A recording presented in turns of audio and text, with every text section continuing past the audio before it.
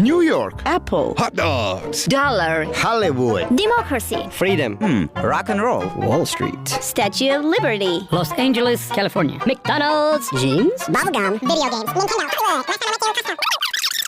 What's so great about America?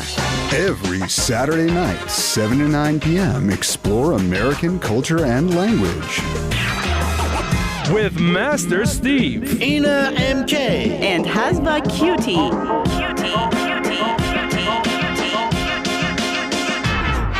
tune in to find out about what makes America so great. The Great American Weekend. Listen exclusively on Radio Van 103.1. Also, watch us on the Radio Von Facebook page, website, and mobile app. I'm going to start with a song tonight. Just the two of us. We can make it if we try. No, we're going to have a lot of help tonight. So welcome to the Great American Weekend here on Radio Von 103.1 FM in Yerevan, Armenia. If you're listening on the radio in your home, you have internet access, you can check us out in full color on our Facebook live feed. We'll be here till 9 p.m. and we're going to have two guests tonight. Yeah, we've got a couple of guests here to help us fill the gap between Ina and I. Feel the unfeelable. So we're going to have John Hodian, who he is a composer and American Armenian. He grew up in Philadelphia, spent some time in New York, lived in Germany for a while. He did a lot of scoring for documentary films at one point in his life, and now he splits his time between New York and Armenia. He is the piano player and composer for the Naghash Ensemble. And we'll talk more about that when he gets here, but it is a really interesting story. The Naghash Ensemble. I bet it is. They're getting ready to put out their third album of the Songs of Exile series, and it's just some really it's a neat the music is a neat combination of classical and Armenian folk, and it's also just it's really mind blowing. You revealed the half of the information. I'm a big fan. And not just because John's a friend of mine and he's a great guy, but it's incredible music. And I bet you are the fan of our other guest as well. Yeah. So John will be joining us the second half of our show tonight. The first half of our show, we've got Hannah Szymanski, who is actually my niece, and she's here visiting from Boston, Massachusetts. She's already here, so hello, Hannah. We're here. Hannah. We are looking forward to welcome you here. She's outside waiting for us to call her in, so she'll be on after the first commercial break. She's here. I know I said on last week's show that my daughter graduated from high school last Saturday, and there was a bit of a surprise when we showed up at the graduation. She didn't just graduate, and she kept this a secret from everybody. What did she do, Stephen? Master, she was chosen as one of the 2 students of the year. Every year the faculty get together and at IBE, and before graduation they choose a male and a female student of the year, and then they give a speech together at the graduation ceremony and everything. So she knew that. She knew that, and she kept it from us. Nobody except for the faculty knew until the day before the graduation, and her family didn't know until we showed up. So I'm really proud of her. Congratulations. But Hannah and my parents actually Bravo, Daniela. I want to say this again on air. Bravo. Congratulations. Green light to whatever path you choose. And we're here to cheer you up. And so my parents are here in Armenia visiting for that, and they brought my niece with them. And this is her first time out of the United States. Wow. So we'll get to chat with her a little bit about, her first international travel experience, and she'll be able to clue us in a little bit too on, what it's like to be a teenager growing up in the United States these days. Maybe share some slang with us. I didn't prepare any slang or terms for the show this week because I think she's going to be able to help us out with that. She's got an upgrade and an updated list of Oh slang. yeah, she is much more hip and up to date than I am. Not that that's very difficult to accomplish. Generation new. Okay, so and what else will we have during the? Well, yeah, and usually we have a theme, and I was kind of struggling to figure out a theme. I mean, originally we were going to be talking a lot about music this week because John's our guest. But like I said, the Naghash Ensemble, the thing is, their albums are called Songs of Exile. And John will explain what that's all about. Okay. You know, and then John is traveling a lot. He's here in Armenia for a few days before he takes the Naghash Ensemble on a tour of Europe. And, you know, Hannah's traveling. She's her first. So it's kind of music is part of our theme for tonight, but also just traveling. You know, Steve, what I thought of when we were working on our theme? It's like music and homesick at home. Yeah. Yeah. It reminded me. I got a little so nostalgic. I mean, do you have anything? I remember that show. I used to listen to it. I was on it once. Yes, of course. You were one of our best guests. Really? Well, thank you. Is that why? I was between is that two why I Steves. ended up? Yeah, Stephen Oxner and I were. Yeah. Double Steve party. Is that why I ended up here?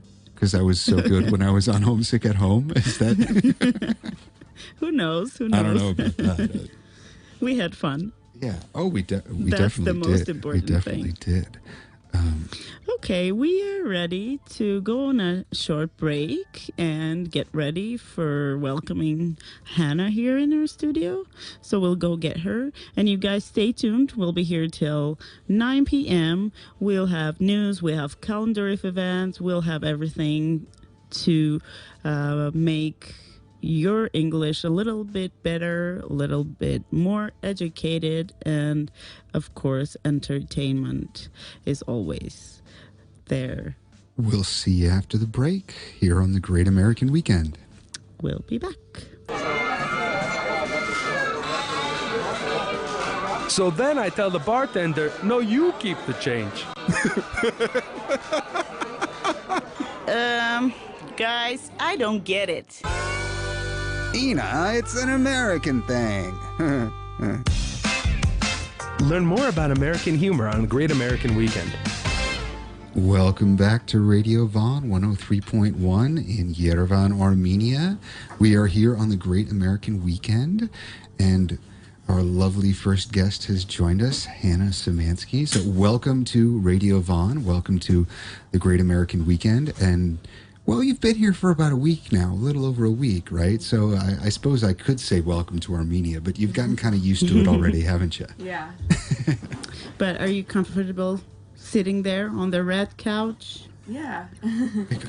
We call it a red couch of honesty. So you got to tell us all. But don't let that intimidate you. You've got to tell us all what you think about Armenia. Well, first of all, tell us a little bit about yourself. Well, I'm 16. I live in Belmont, which is a suburb of Boston, Massachusetts. And I've lived there for almost 10 years now. Okay.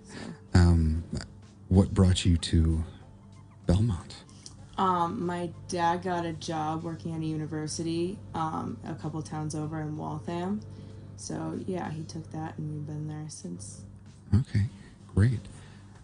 Now, what was your first impression when you landed? The first impression about Armenia, okay. It might not be exactly in the airport, but... Yeah, well, my first impression when I landed wasn't so great. They lost my luggage at the airport for the first week I was here. But I had such a great time that it was kind of in the back of my mind the whole time. So we did a lot of stuff. We saw a lot of historical places. We went to the Genocide Museum. I really like that all the people here, there's a very nice sense of community with everybody. I think every time we went somewhere new, someone would say hi to somebody, and it was like everybody knew each other. So it was very interesting. Yeah, it's a capital city, but it's still, especially in the downtown area, it still does have kind of this homey, friendly feel to it, doesn't it? Yeah. So what was your favorite place or favorite thing so far? Well, I think probably all the food that we've eaten. Yeah, I really like all the Armenian food. All the meats are really good. And all the fresh vegetables and fruits are just amazing. That's probably my favorite. What have you tried here that you had never had before? I tried escargot. Okay, not necessarily Yeah. Armenian, but it's. Yeah. I mean, Hannah is. But made in Armenia. Yeah, Hannah is one of. I mean, for a 16-year-old, she's one of the bravest people I know when it comes to trying new food. I don't think there's anything have that you we've. tried hash then? It's out of season. You don't have Yeah. hash in the summer. You would Right. die in this heat after. She could have it in eating Aragat. hash. Yeah. So what else? I really like the horovats. And Meat. Yeah. Which meat? Oh, Lamb, lamb. pork. The lamb was my favorite. Okay. The pork was really good, but I really liked the lamb. What else? The stuffed grape leaves were good, and then those dumplings. Oh, the Kinkali. kinkali. Yeah, that's actually the Georgian, one Georgian thing that we fed you while you were Yeah, here. those were really good. And the dolma, the grape leaves. Those were good. Yeah. Right.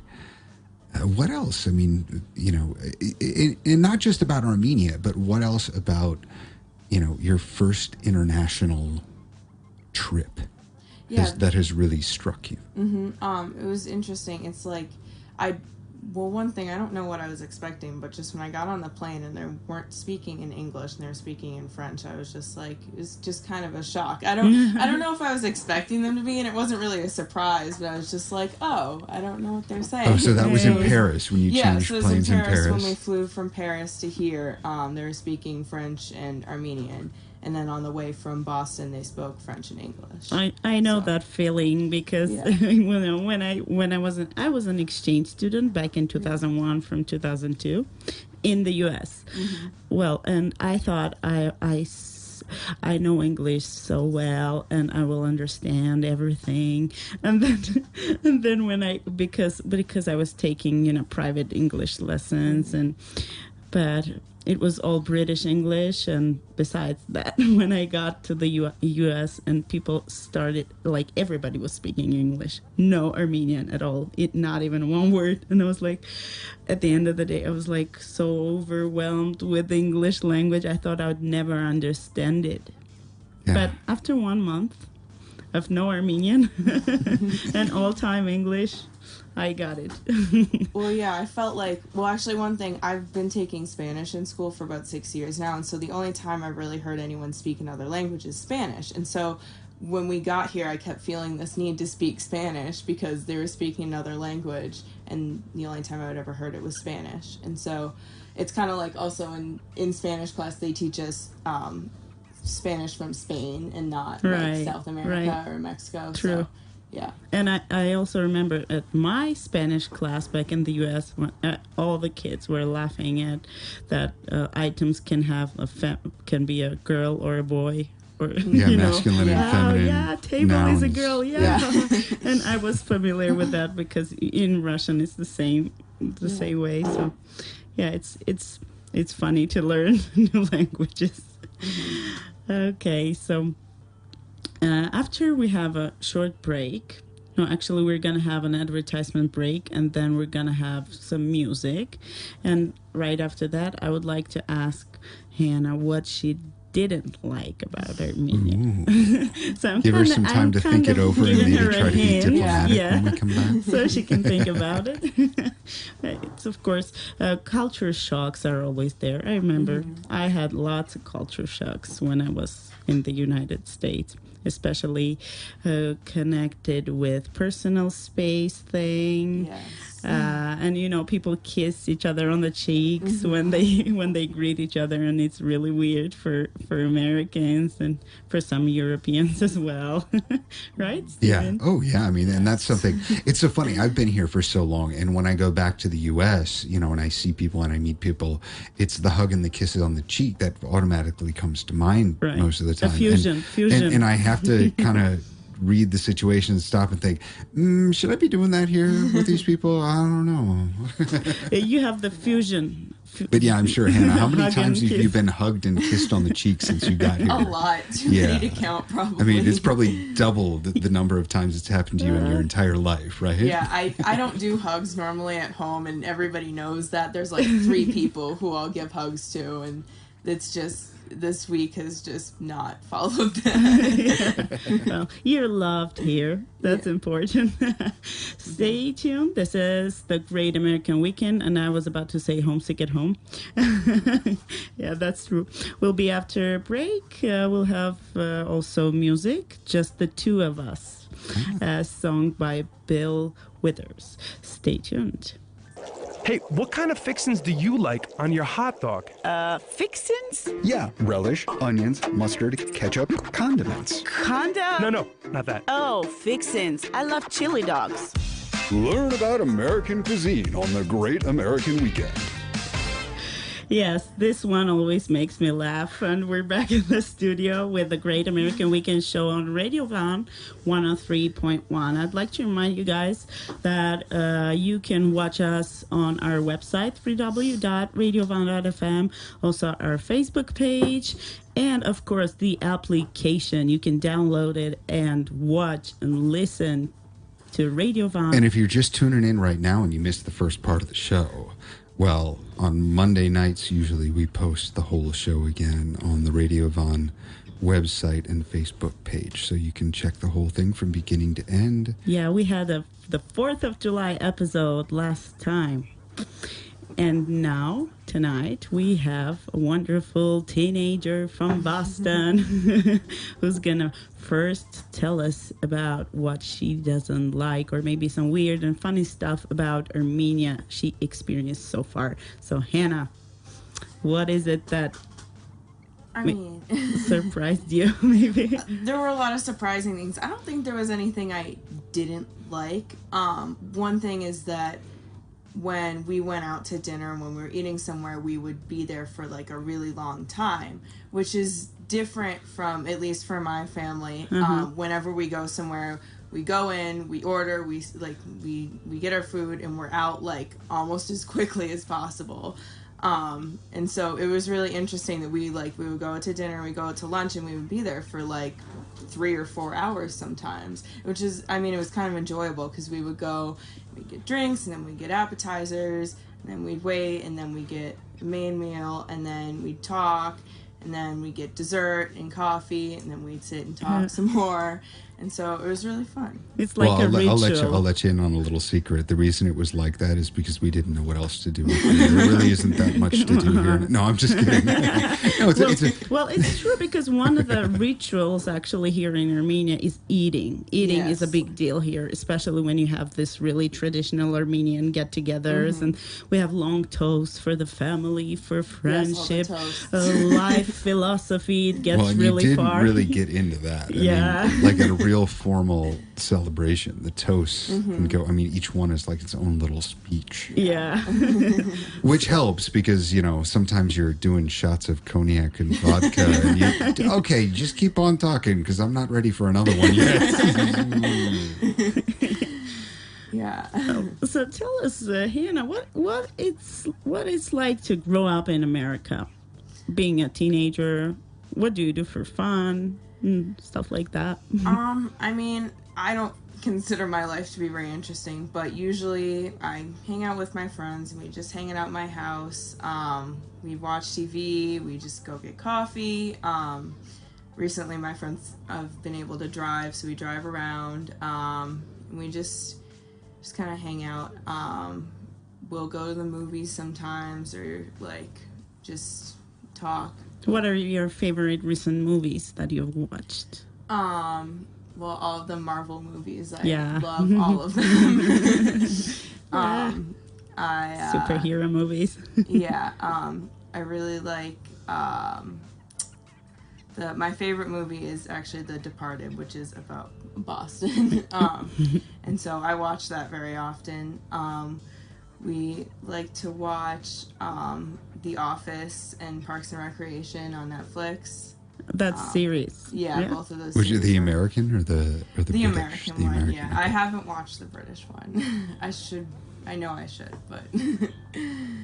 It's pretty good. I haven't watched all of either, but I've watched more of the American one than the British. But they're both very amusing. Yeah.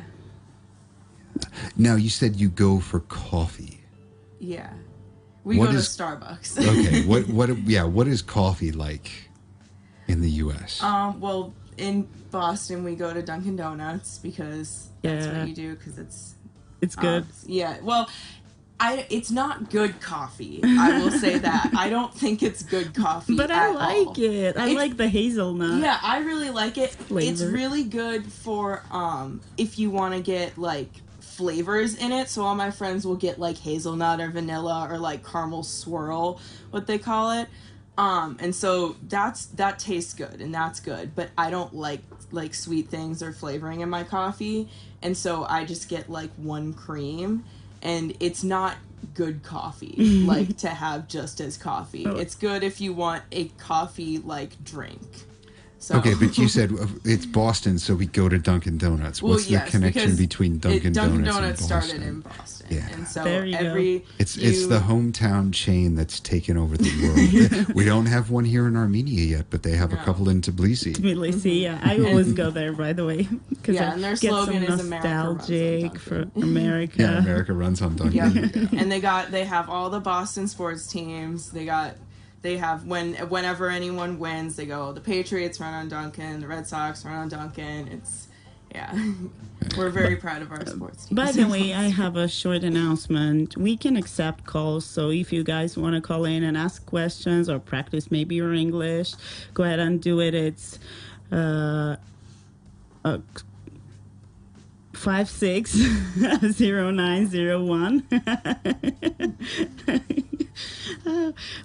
I'm getting old, okay? Whoa, what does that say about me? 560901. Call now and you'll get a free ticket to Dunkin' Donuts. So now here's something that's different. I've been in Armenia for forever, right?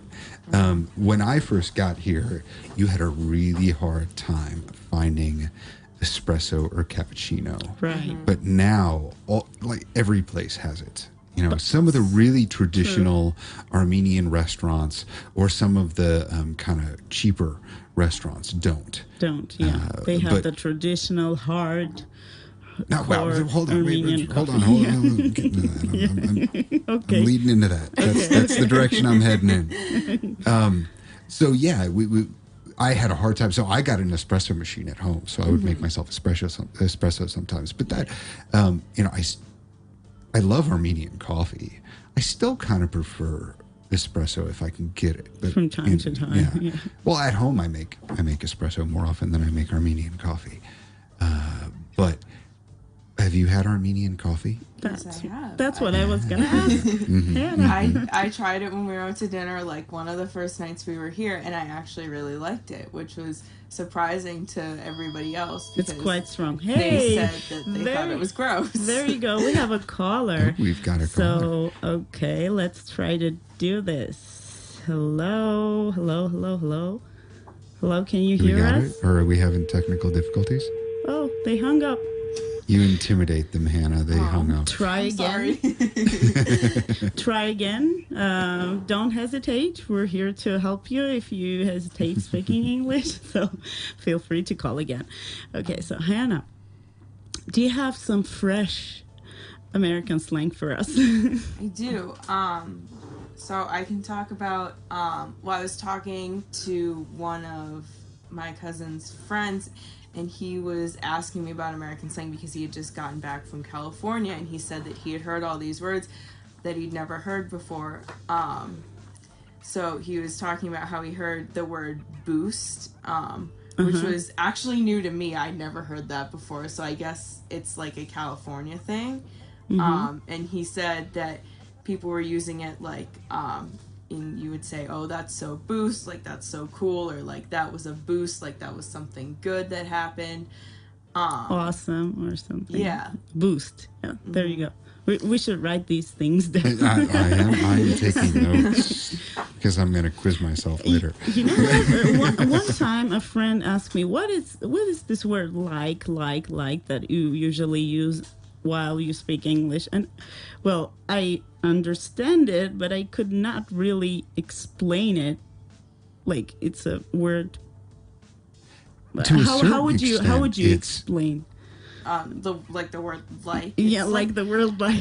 Well, actually, this is something I think about myself often because I hear a lot of people say like a lot in sentences, and so sometimes I'll be listening and I'll count how many times people say like in a sentence, and I'm like, oh my god, that's a lot.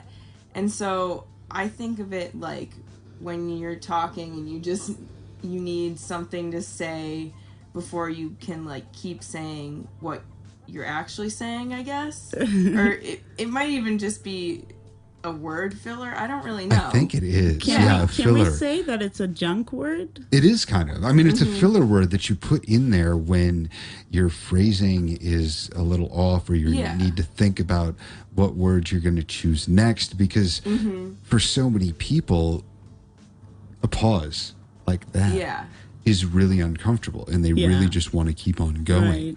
Right. And for me, as an exchange student, is another which I do, or you know, I do that one a lot. Yeah. And for me, as an exchange student, it was something that was really cool. That made me sound really cool when I was using, especially when I first came back. What I need to Armenia. Now, you may have heard. No, I may have. You have heard stories about Mr. Studer. Yes, I right? have. So, me, my sister, and my brother-in-law, Hannah's dad, we had a teacher, an English teacher. Most of us had him for communications, but other people had him as a speech coach. I had him as a speech coach and literature teacher and whatever. He didn't do it for us, but he always threatened to. And there was a story that he used to do this. He'd have a metal can, like an empty coffee can, right? Big metal can, tin can, and a bunch of marbles. And when people were giving their speeches, if they used the word like or he would throw a marble into the can, and it would just make this clanking sound. And you'd be like, I mean, he didn't do it for us, but he did when I was practicing speeches with him sometimes. He would stop and say, every time I did it. And it is one of those things where you don't notice. You don't realize it. That you're doing it. Yeah. It's just a filler, right? So having him, do that with not the metal can or whatever, but have him point that out, or listening back to yourself, you realize, oh, man. Well, because I'll hear people talking, I'm like, they're saying like in that, like they're talking for a long time, and they say it maybe 20, 30 times, and then I'll go to say something and I'll count how many times I do it. I'm like, oh, I thought that I didn't do it that much, or like, that sounds really stupid. You're pretty talented, or you're just much younger than I am, and you're not as just going senile. I wouldn't be able to count how many times I say something while I'm speaking. At this point in my life, while I'm speaking, my mind is completely occupied with that, and I can't think of anything. So yeah, she's talented. So any other slang? And one of the things that I want to say is, it's interesting that you pointed out this is a slang term that you didn't know. Yeah. That a relative of yours brought from California. Yeah. So American slang. Yeah, American slang is across the country too. I'm not sure how far this one has gone, but some people say, for a while people were saying the word chief, and so you'd usually use it in the expression saying like, this ain't, like, that ain't it, chief, and it would mean like something would happen, or you see something and you're like, oh, that's not right, like that's not acceptable, or like this is wrong. And for a while, at least at my school or in Massachusetts, I know people were saying they would be like, I called chief and he said that ain't it. And so but why chief? I'm not 100% sure where it started, but I know it was. Is it a way to show respect to the people? I don't know. I think it was just like, it was like this, maybe like someone in charge or something, and be like, oh, you called like the the big person and they said it isn't it, so it's not, like, that's not good. So yeah, that makes sense. Mm-hmm. I remember, well, we've got relatives down in Georgia, and they used to come and visit when I was a kid. They're my age, and that one of the words was mint that they always had. Mint. Oh, that's so mint. And I was like, Mint. no, it's not. funny. It's not mint. It doesn't taste like mint leaves. It doesn't taste like mint bubble gum. It's cool. Anything else? Well, I can give you a music one if you want, because well, if you're there are like 3 words that you would use to describe songs. Sometimes you might hear people say like that's a bop, or that's a banger, or that's a jam. And so the difference between the 3 is a bop is something that would be popular in the moment, or something good for however you're feeling, like now, and it might be good later, but like right now it's really feeling good with you and you really like it. And then a banger is something that's like, so it's really awesome and you can like party to it, and it might be old, it might be new, it's good for a while, but it's just like, it's like a party song or something you can dance to or sing along to, or just like gives you some energy. And then a jam is usually something that's like nostalgic, like an older song. Jam? Yeah. Jam. And yeah.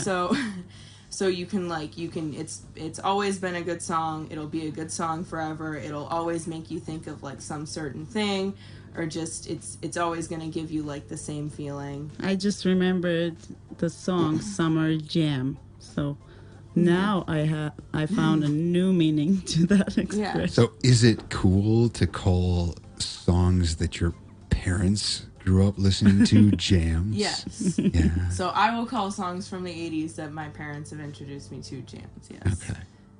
So what kind of music from the 80s do you listen to? I listen to I really like REO Speedwagon.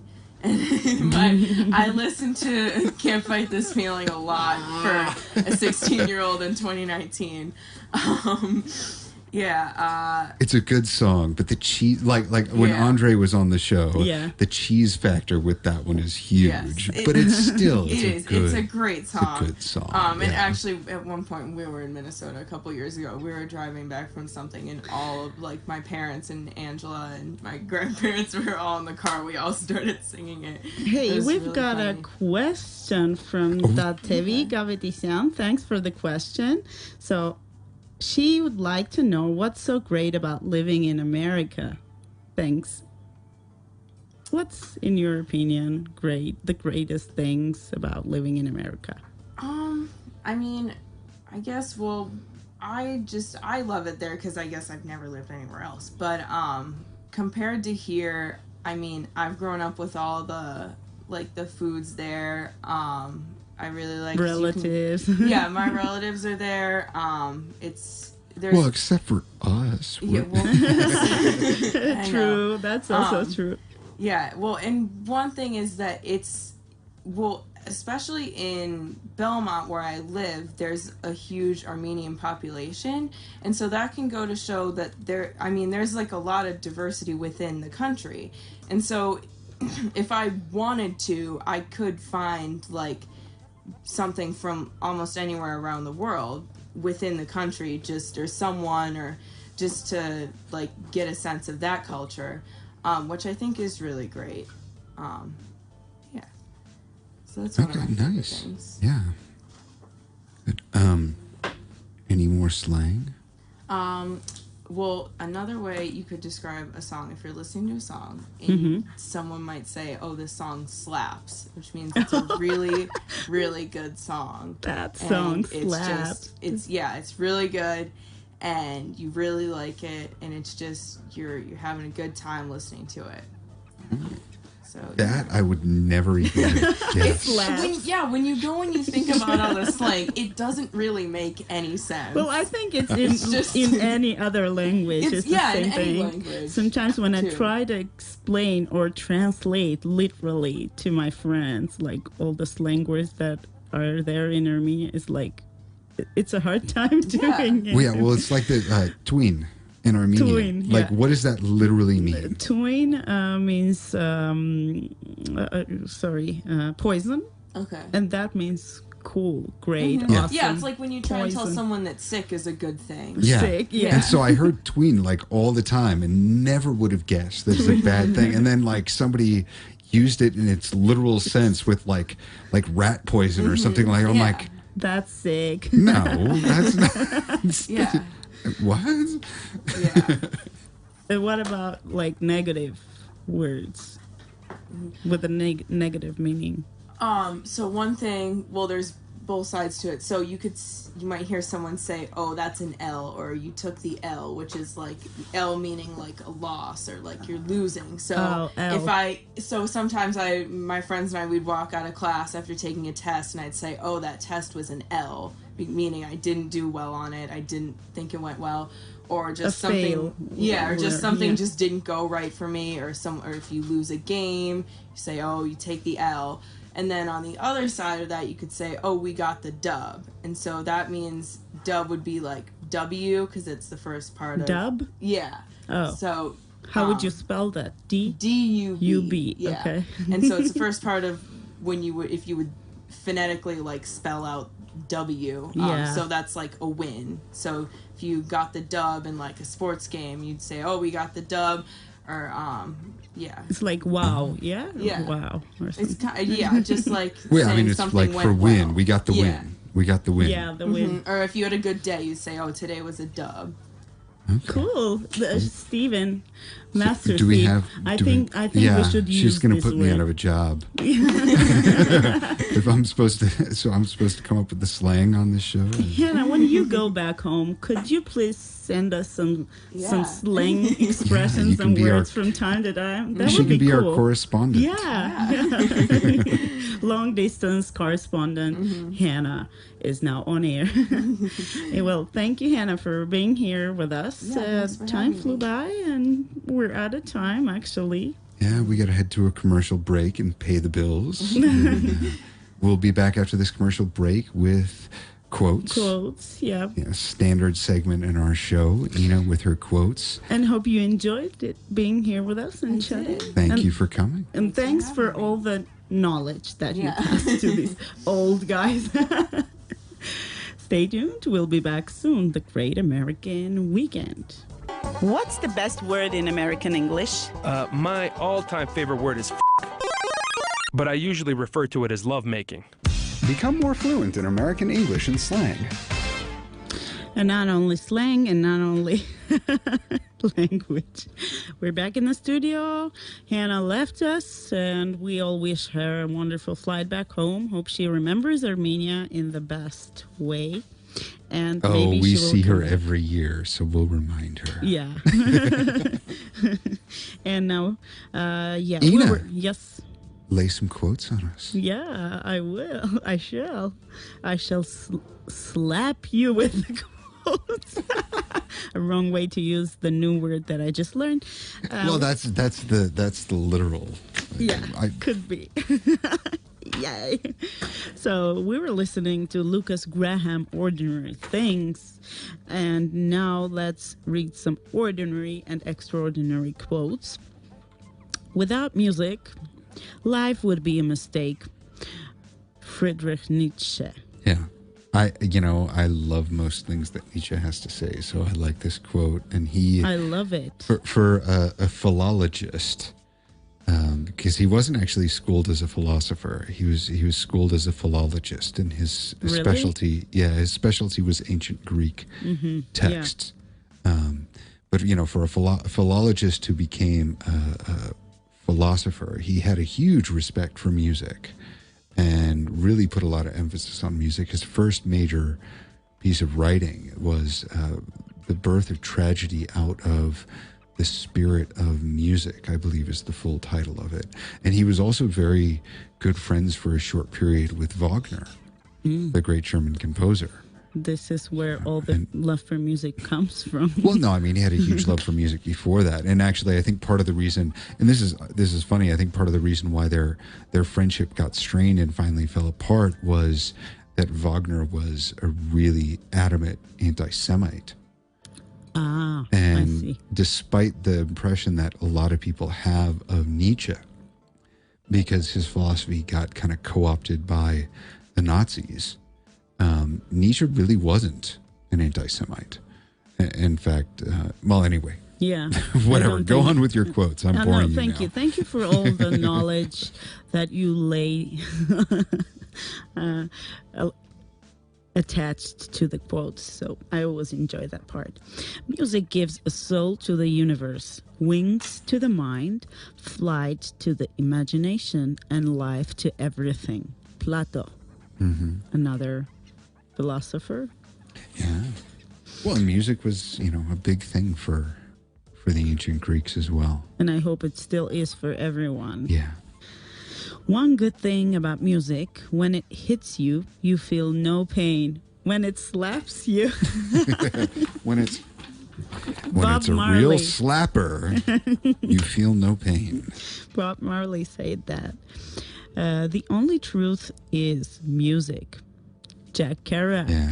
And Jack if you Kerouac. guys don't know who he is, search in our previous episodes, because we have them all posted on our in our group, which is Great American Weekend Radio Van Facebook group, and also the website www.radiovan.fm. We have all the episodes there. A couple of months ago, we had an episode on the Beatniks, and Dedicated. of course, Jack Kerouac was one of the leaders. Well, he's known as one of the leaders. He's the person who originated the term. But anyway, You've got to go learn back and who check he out. is. Go back and check out that. And Kerouac was a huge fan of music, especially jazz music. And he also was reading his poems along with some music. So I really enjoyed getting educated on Jack Kerouac. So should you guys. Where words fail, music speaks. That's for sure. Hans Christian Andersen, the famous fairy tale writer, says that. And I have to say that I had a childhood trauma connected with Andersen's fairy tales. Oh, no. because all his fairy tales are so sad. The Little Mermaid, And the that's Girl why with you shouldn't read Matches. the originals. You should just watch the Disney versions, Yeah, because they mean, all have happy endings. Yeah, I mean, yeah.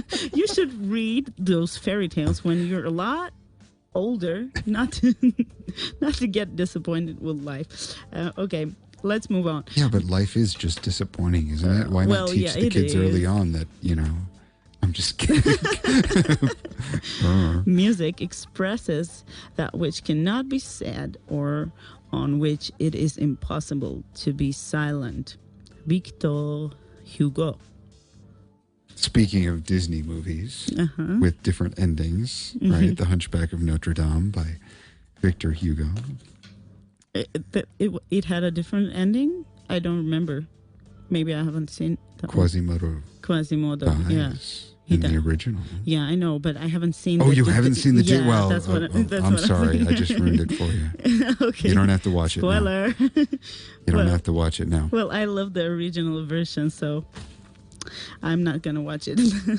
The music is not in the notes, but in the silence between, says Wolfgang Amadeus Mozart, Well, the craziest guy ever.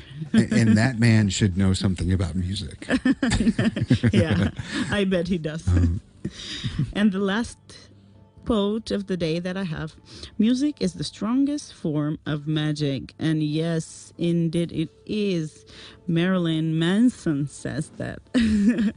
a guy who has a fragile soul and heart expression of it Yeah, through he music. is such a strange and interesting character. Yeah, I he can't is. figure out. I respect him, but I can't figure out whether I like him or not. I like one of his songs, for sure. Dreamer. I mean, yeah, well, he does interesting things, without a doubt. But I always wonder whether the shock that he tries to do them with overshadows what his message is, yeah. or what I often feel like it does. And so I'm not sure whether I like that about him or not. You know, some of what you sit down and listen to an interview with him, and like, hey, he's a okay. smart guy. Yeah. You know, he's pretty adequate. You know, he's interesting. But then you watch his videos and listen to his music, and you think, well, a lot of that just gets lost in the shock of what he does. Even though if you get over the shock, you can see that stuff in it. You can see the depth to it. Yeah, true. Maybe he tries to drag some extra attention to the messages that he's trying to. But you know, I mean, and I'm sure that's what he's trying to do. But you know, my question with all that, my question with all of that is then, well, but does your message get lost? And does it have an opposite effect? Yeah, could be. Do people completely misunderstand what it is you're trying to say because you've just offended them already? And at the end of the day, everything is individual. Yeah. Yeah, you never know who gets what from what. And now we can. I think we're ready to share some news and.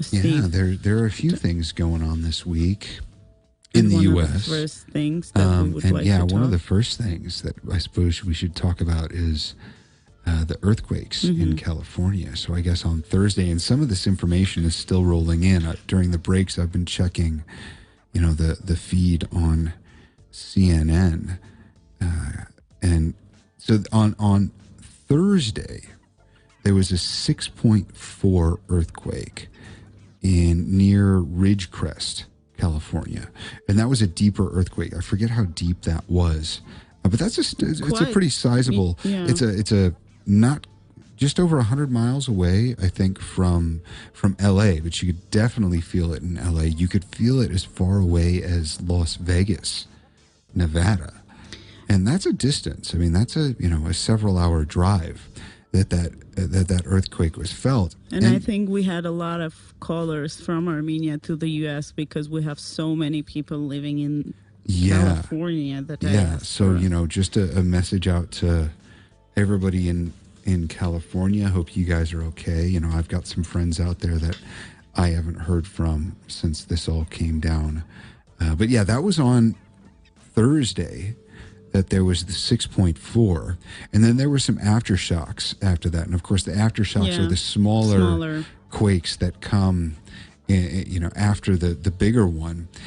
Then it was Friday night. There was another bigger earthquake, a 7.1. And that's one of the things that's strange about the Richter scale, which is the scale that they measure earthquakes on. You know, the one on Thursday was a 6.4. And then the one on Friday was a 7.1. They say it was 5 times bigger and 11 times stronger. The second one? Yeah. So you go from 6.4 to 7.1, and it's 5 times bigger and 11 times stronger. Yeah, math is useless. Well, no, it's not. It's not the math. It's the way that the Richter scale works. And, you know, if my brother-in-law, Hannah's dad, ever comes here, he'd be able to explain this to us. I kind of understood it at one point, but it's just the way that the Richter scale is set up. You go from like 7 or from 6 until 7, and you're not going just one number bigger. It's not quite exponential, but it's not arithmetic. It's not. It's, you know, I can tell.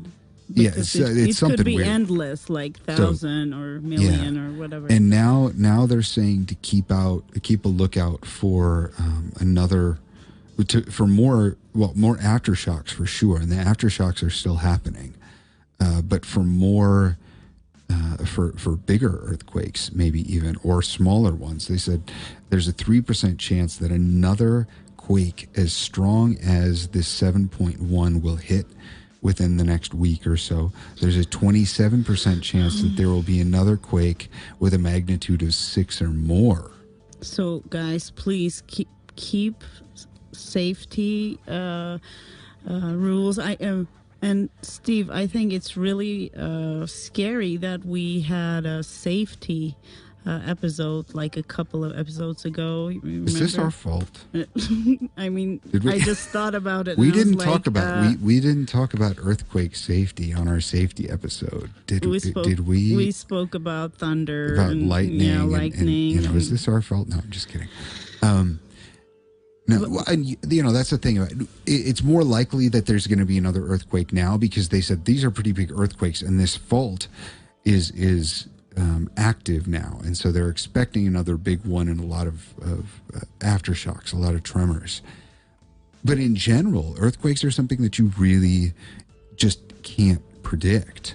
So you just always be prepared and vigilant. Now, what's good about these earthquakes in California over the last couple of days is it doesn't look like there have been any deaths yet, which is pretty incredible if you think about it.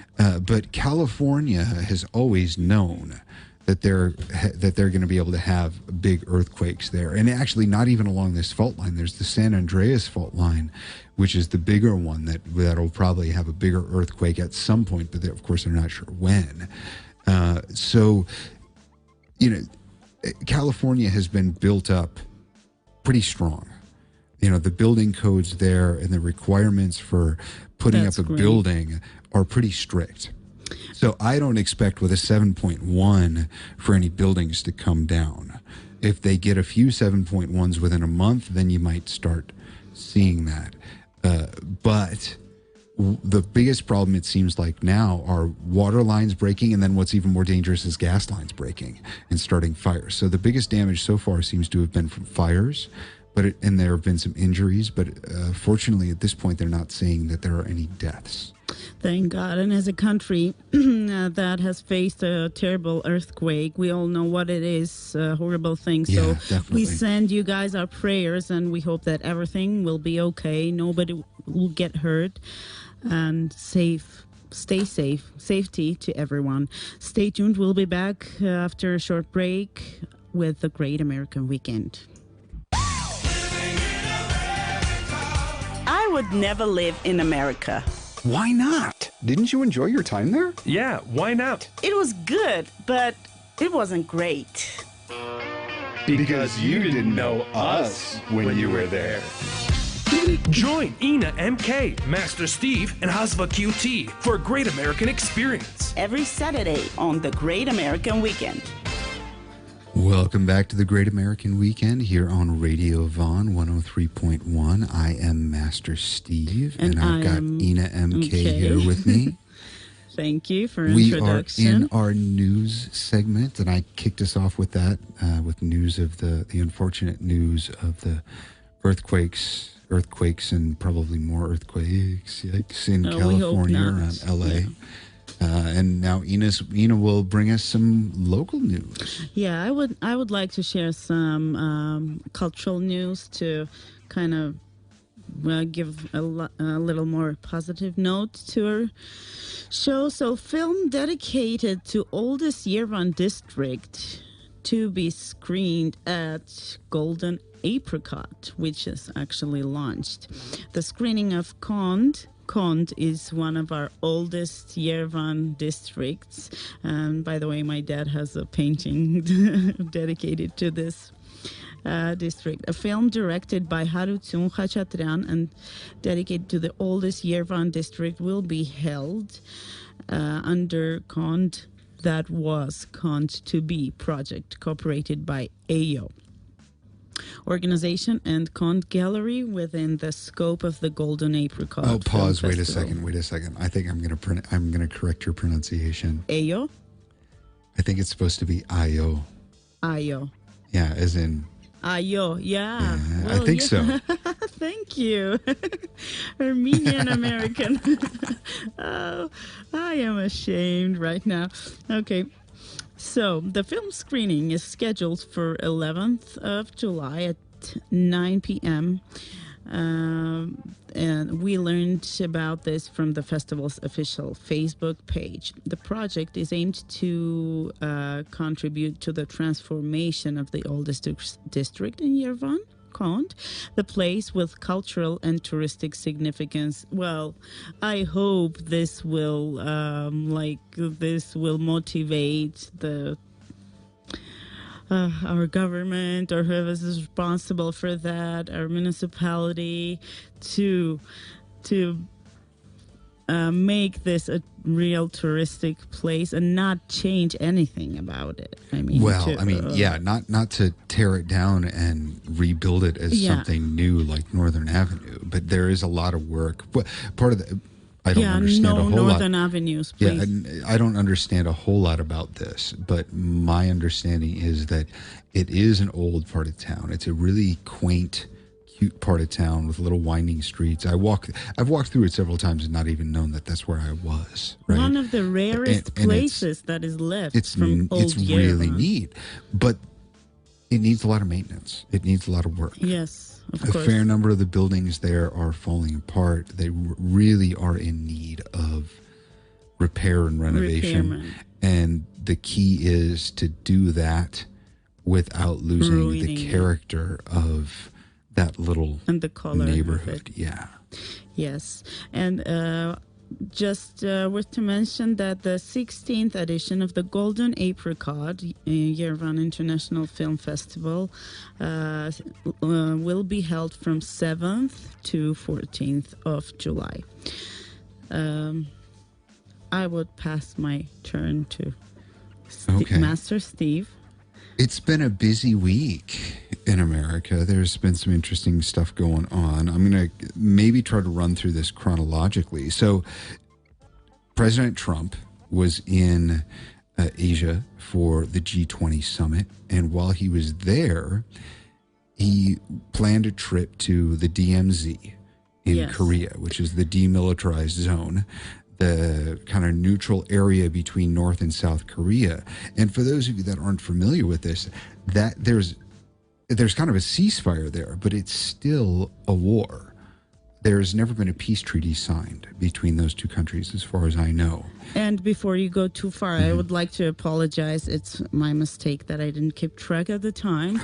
I don't want you to go too far, and we will come back to this theme right after the break and the music. Pain and Pleasure by Black Atlas. Stay tuned. This is the Great American Weekend. We'll come back with some more news by Master Steve. Hello? Hi, is your refrigerator running? No, it doesn't have any legs. Some American jokes just don't work with foreigners. Welcome back to the Great American Weekend here on Radio Vaughn. We have in the studio our second guest. Da-da-da-da. Yeah, John Hodian. I'll make the music around here. Yeah. Oh, okay. And I don't think we should argue with that because he makes incredible music. Yeah. Zip. So welcome to Radio Vaughn again. We had the pleasure to welcome John during the Homesick at Home show. And now you're here for the Great American Weekend. Great. And we've prepared some questions for us. But first, Steven?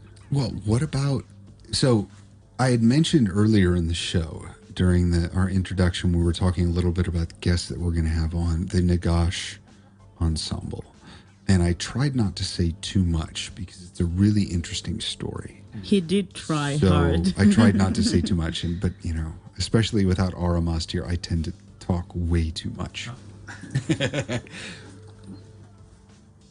Who is Naghash? What is it? How did you find him? Okay. And where did this ensemble come from? All right. That is a long question. This show is, we have a couple hours, right? Yes. We're good? Oh, yeah. We've got all night. We're here until midnight. No, I'll try and we can go until tomorrow if you need. It actually all started with hearing a voice, okay? And it's a voice that many people here in Yerevan might be familiar with at the time, and this is going back 12 or 13 years ago. It was a voice I hadn't heard, and I heard this person singing in Garni Temple, and the voice flipped me out because it was the most beautiful thing I had ever heard. And it was Hasmik Bagdasaryan, who many people probably know here. She's a wonderful, wonderful singer. So I heard her singing in Garni Temple, and she was singing Armenian medieval spiritual music. And the sound of her voice resonating in that temple just was. Yeah, it's amazing. And it just stayed in my mind for days and days. I did what any unethical composer would do. I attempted to steal it. I wanted to make that voice mine. I mean, I say that kind of jokingly, but it literally kind of became part of my own musical DNA from that point on. And I introduced myself to her, and I said, I'm a composer, and this is amazing. Your voice is amazing, and I'm going to write something for you, and it's going to be big, and we're going to tour, and it's going to be this whole thing. Beautiful. And she just started like backing away from me. You know, she didn't know who I was from Adam. Crazy, creepy man. Crazy, creepy man. But 2 or 3 years later, I went back, and I had developed this music for her.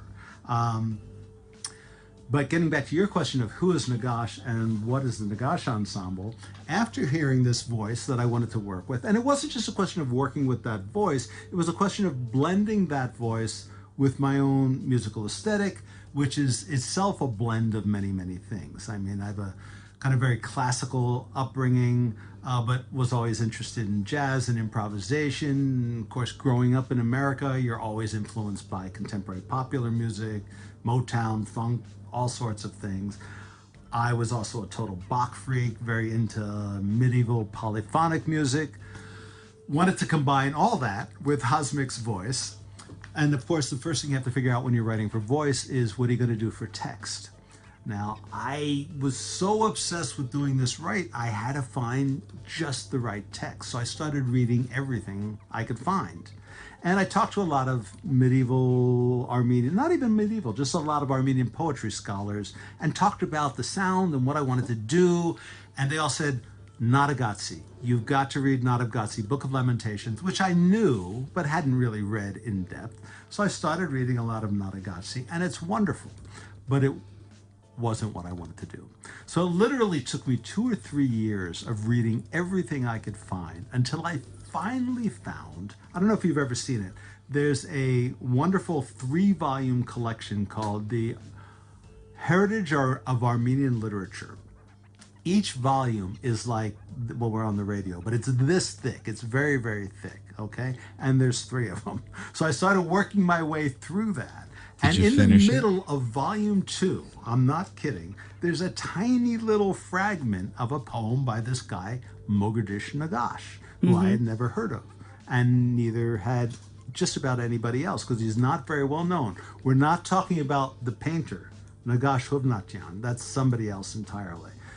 Naghash was a medieval priest and poet working outside of Diyarbakir, and he had a huge following, huge Armenian following in what was a Ottoman-controlled, Muslim-controlled area. Basically, he built a church with a steeple that was higher than any of the local mosques. He was told to take it down by the local authorities. He refused to take it down.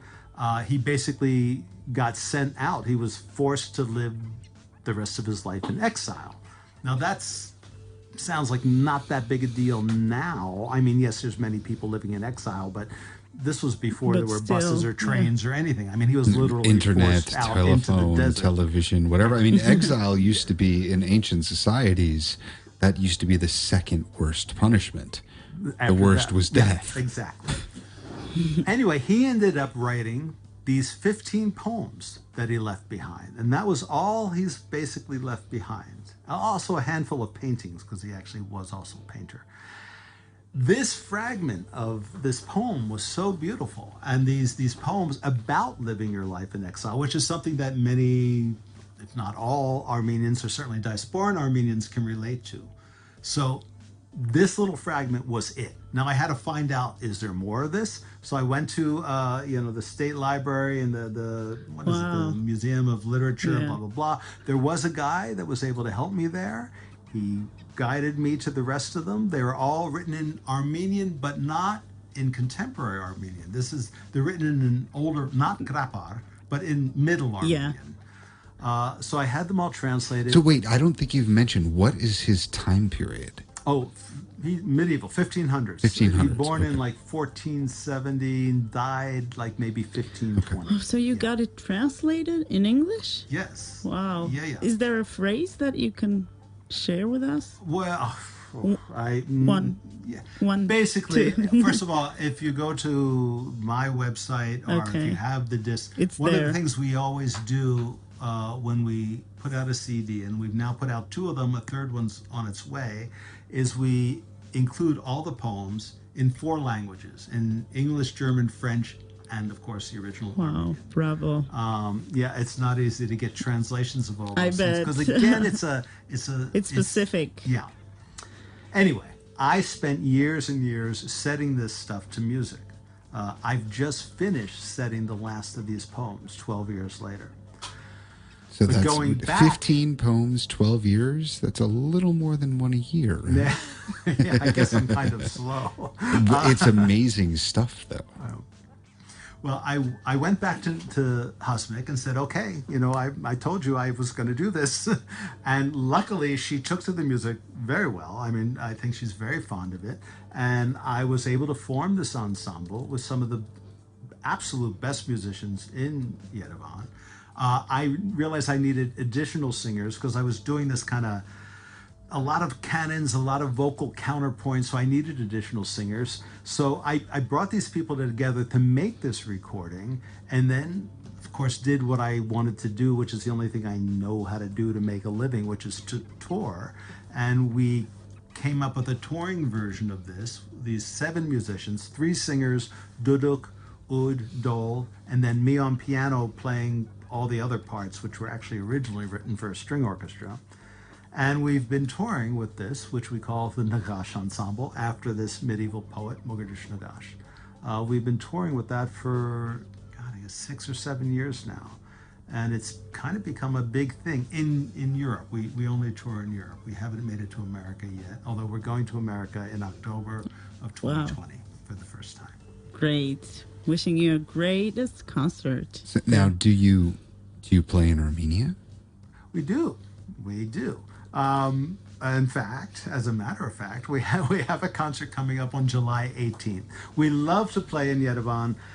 As you know, it's not so easy to make money doing things as a musician in Yerevan. So our living comes from playing in Europe, from touring in Europe.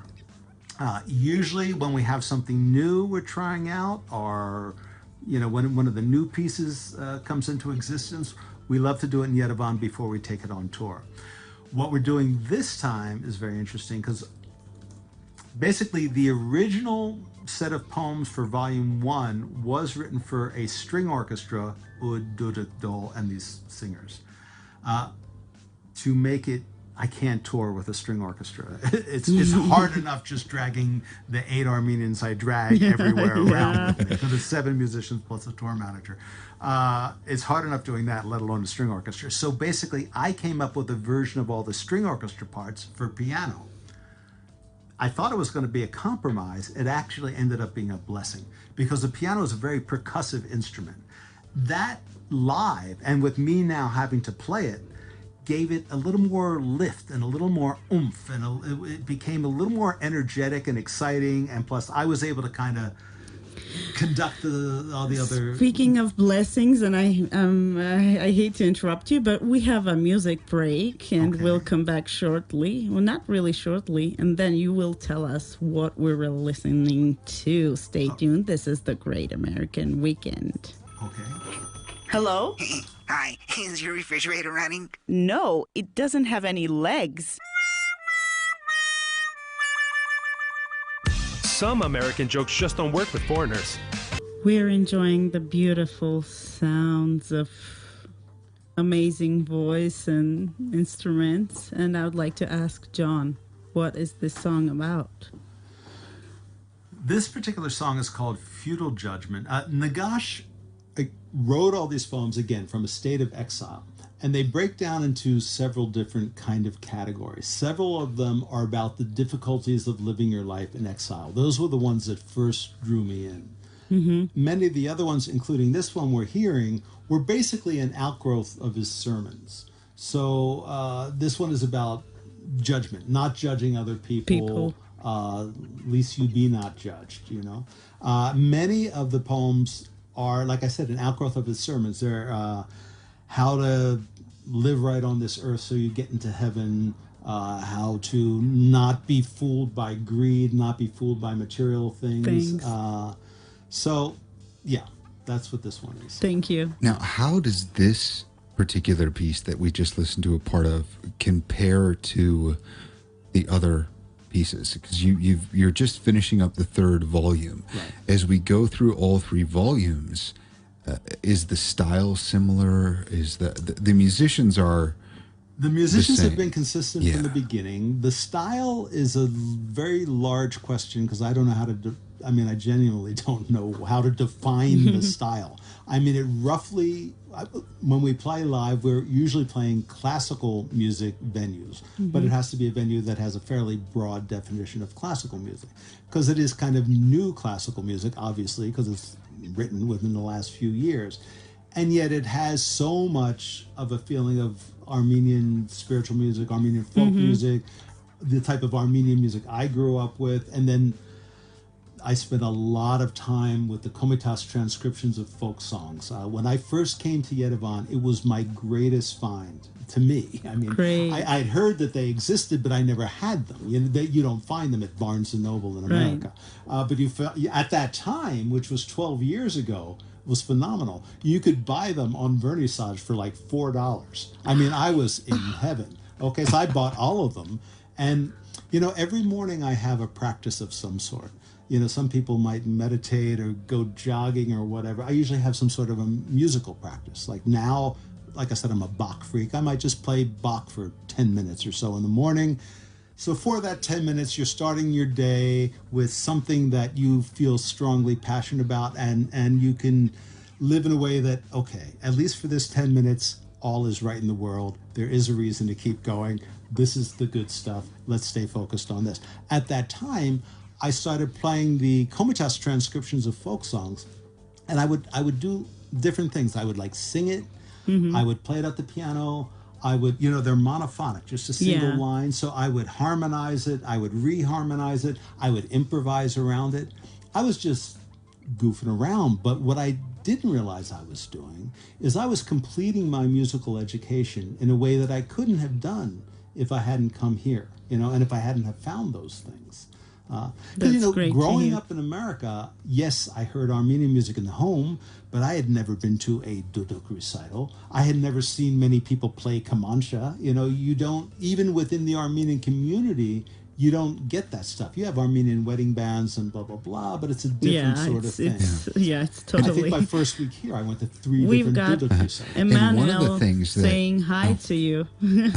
Emmanuel Hovanesian saying hi, John. Welcome. One of the blessings, aside from Hosmic's voice, is the rest of the ensemble. Not to rate them at all, but I'll be damned if Emmanuel Hovanesian is not one of the finest duduk players in the world, and I'm truly blessed to have him. But actually, the whole ensemble, that's the third piece of this puzzle.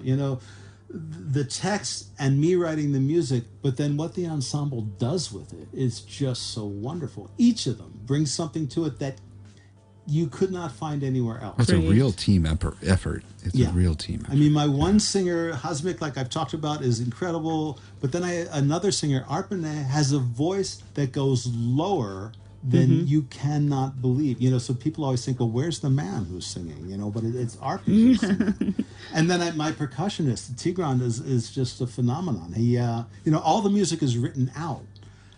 And he looks at his part like he's reading it, but he's not necessarily playing what I have written. He's usually playing something so much better. It's just, yeah, Tigran, you go. Just, you do it, buddy. That's much better than what I would have come up with. So I'm really, really blessed. And even with my oud player, I mean, it's like he plays, I put stuff on the page that is literally unreadable.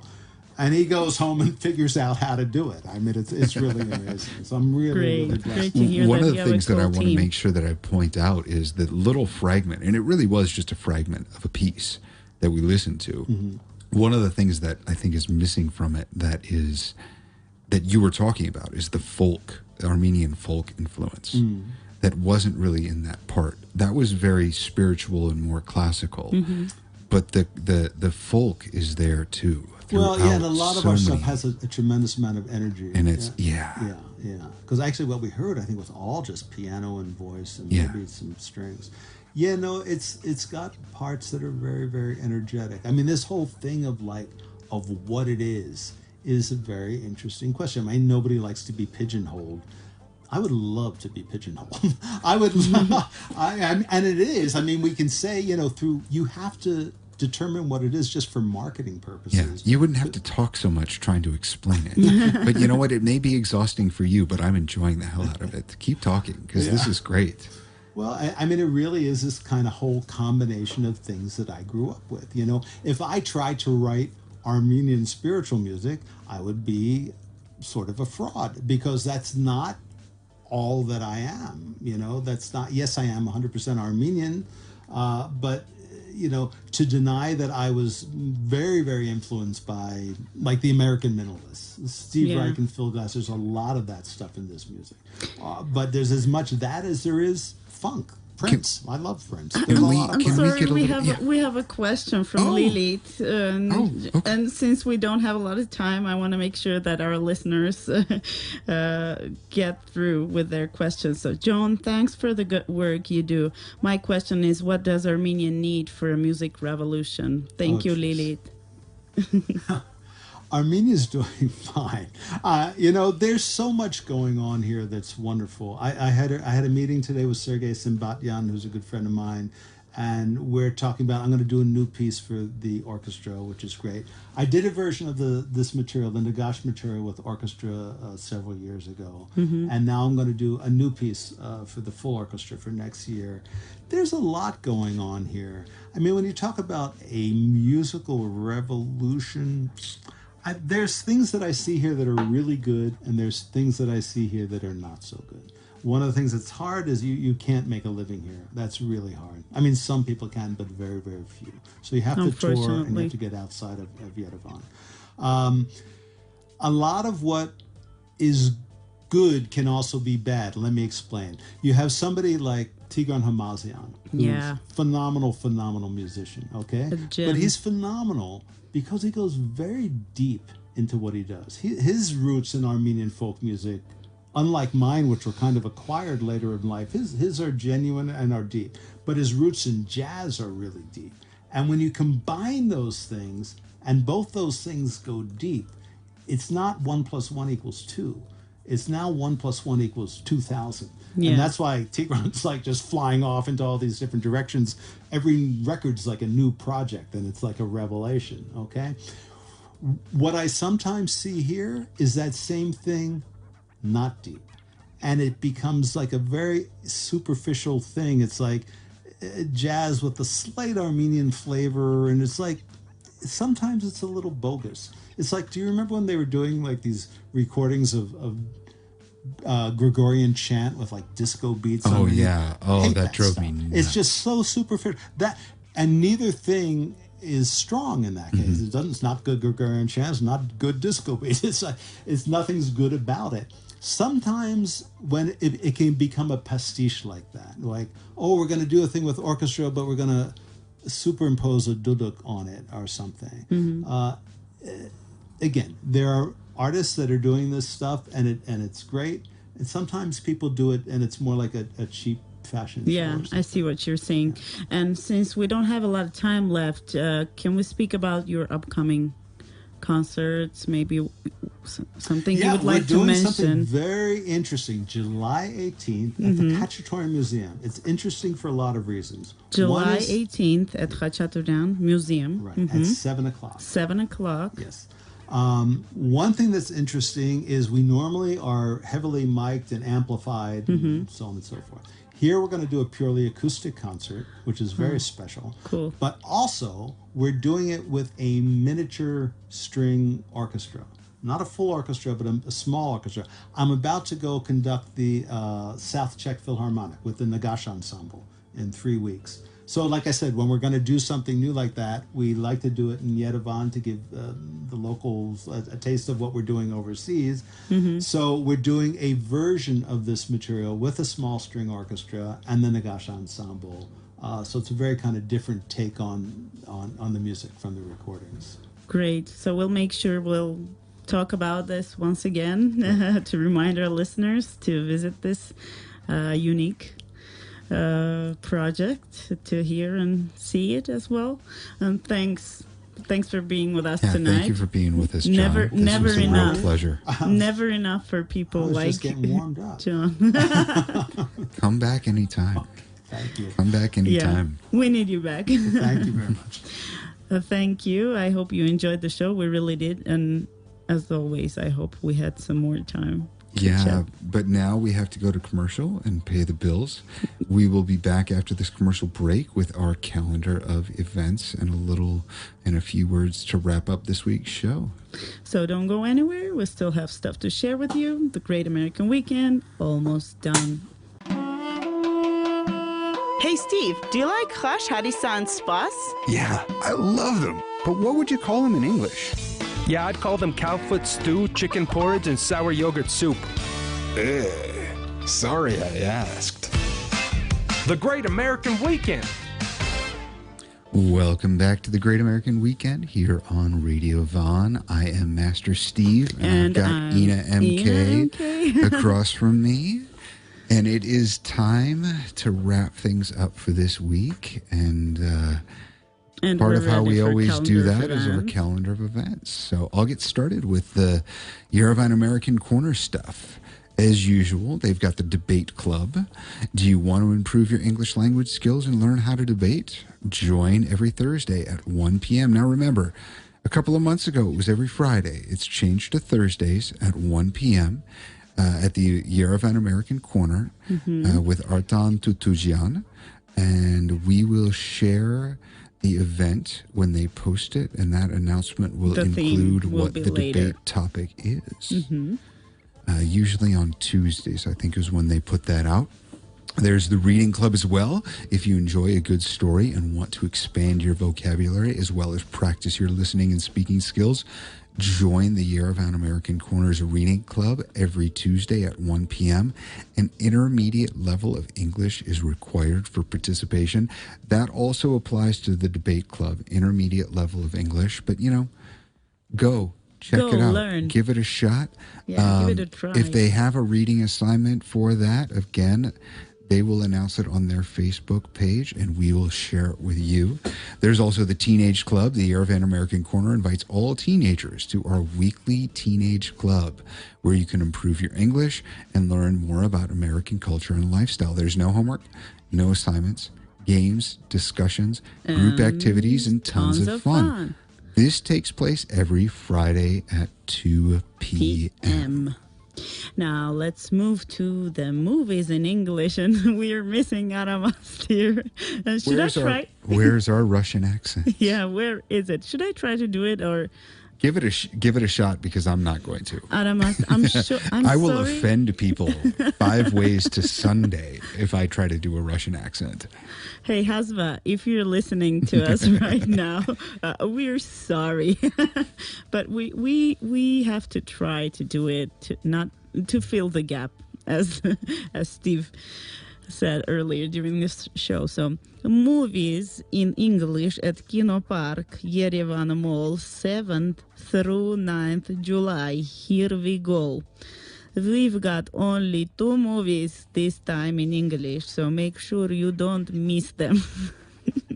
There is Spider-Man Far From Home movie. I guess this is again Marvel movies.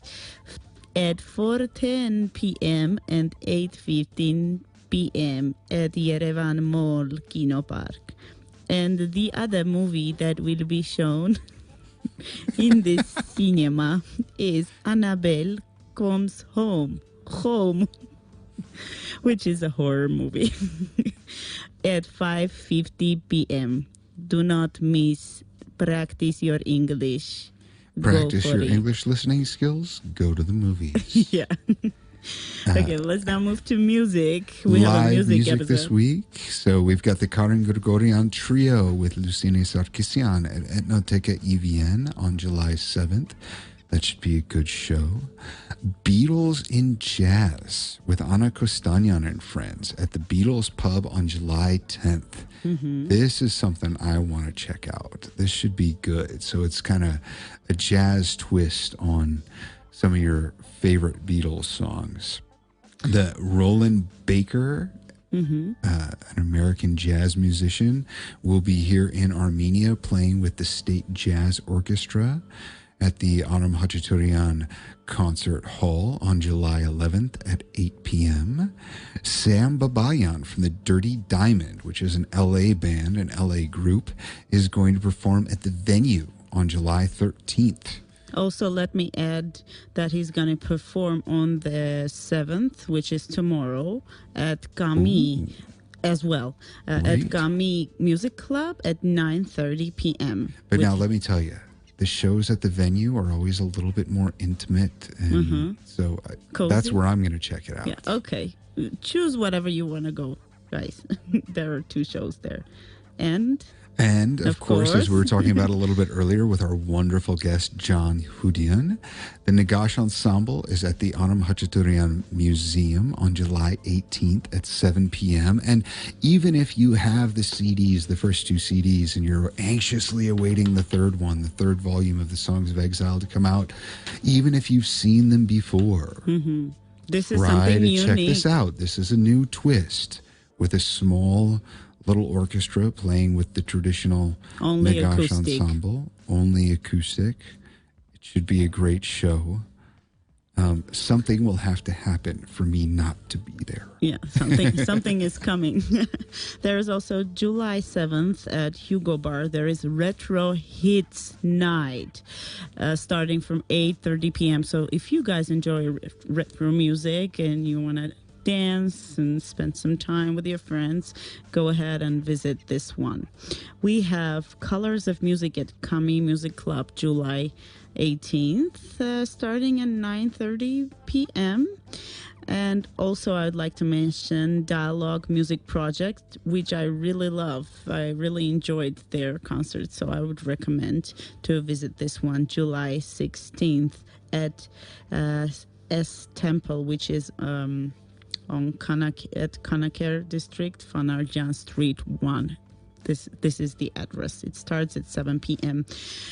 It starts and we're done. The Great American unfortunately, Weekend. That's all we have time for this weekend. We need to wrap it up really quick and let you go, but we will be back next weekend from 7 to 9 p.m. on Saturday here at Radio Vaughn with the Great American Weekend. With Master Steve. And Ina MK. And I would like to add a pinch of intrigue before we go. We're going to have a really, really mystic guest next time. So we've got some mystery for you next week. Don't you miss that one. Bye-bye.